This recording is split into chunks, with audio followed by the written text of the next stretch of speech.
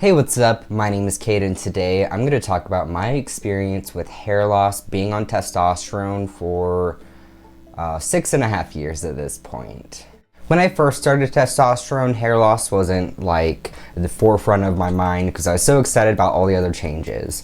But I was told, by the endocrinologist that prescribed the testosterone, like all of the different changes that can possibly happen. A small part of me knew that like my hairline would definitely be changing over the years, but it wasn't my main focus. And so I just like used whatever shampoo I wanted. I dyed my hair a couple times, like I was a little rough with it. For the first year or so, my hairline didn't really change at all. But with time, like it started to do more of the widow's peak. In the past like 2 to 3 years though, I started to notice balding in the back. It's not something that I was initially thinking would happen at this speed, but everybody's bodies are different. I say that all the time on my channel. Also, genetics is a really big thing. So if you're scared about hair loss and testosterone and all of that, just know that like it is a possibility that you will lose your hair in a matter of a couple years or whatever, depending on your genetics. Everybody's different. For me, my dad, from what I've seen with pictures and stories that I've been told, he started to lose his hair pretty rapidly by like 20 years old. I am just glad, with the hair that I do have at this point. I'm 24. We shouldn't have things such on a time thing, but like I guess I'm happy with the hair that I have right now. It's a lot more thin than I would have expected at this point, but that's okay. Ever since I started to notice the difference in like getting a bald spot more in the back, I wanted to do something about it. So I started to do some research online of different things and products and treatments that I could do that might help. Of course, there is a few actual prescribed medications that you can take that helps with like slowing down the hair loss process. But for me and how much the prices were, I already spent so much money on medication already. You gotta love the healthcare system in the US, right? Not really. I already spent so much on medication, and from what I saw, it's like $40 to $50 a month for a lot of those hair like loss treatments that were like prescribed. From what I've read online, those products have DHT blockers, and DHT blockers basically like slow down the process of the hair loss because the DHT is one of the things that kind of like one of the hormones that kind of produce some of the hair loss, from my understanding at least. I am no doctor, but I do the research that I can. From what I've read with the more prescribed medications, you have to take them for life and use them consistently, and as soon as you stop, like the hair loss could be getting worse than how it would have been.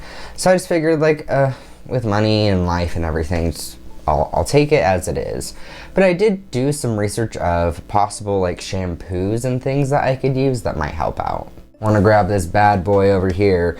I use a few different ones with time, but I saw ShinyLeaf, and actually a few of my trans friends also told me that they've been like using this for a while, so it's like it piqued my interest, and I've been using it consistently for like a couple years now, like just the shampoo.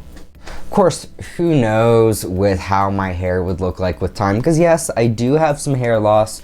I have noticed it slowed down in the past year. It still is like happening, of course, and that's part of the reason why I keep my hair short, because I don't like the way it looks like as it's growing out. But I have been using like this consistently, ShinyLeaf.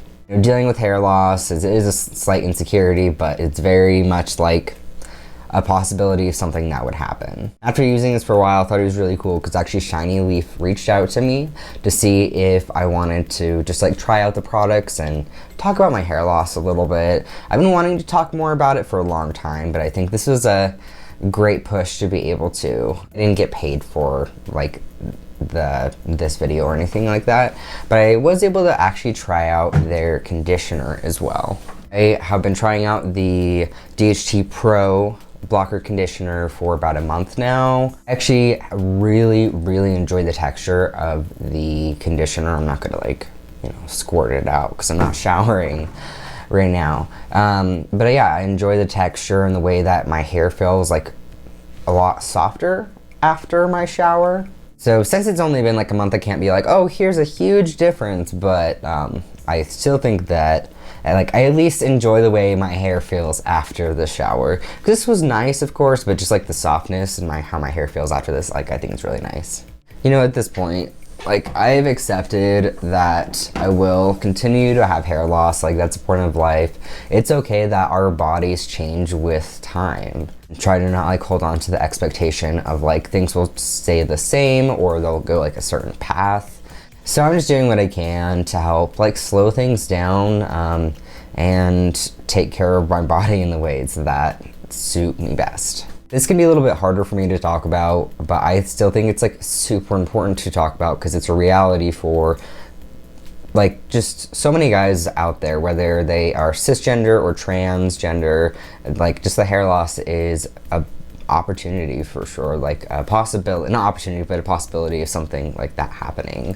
So if you want to like tell your story and your experience with hair loss in the comments below, regardless if you are cis or trans or non-binary, just like I'd love to hear what your experience has been like. If you liked today's video, make sure to give this video a big ol' thumbs up and subscribe below for more videos like this in the future. And until next time, peace.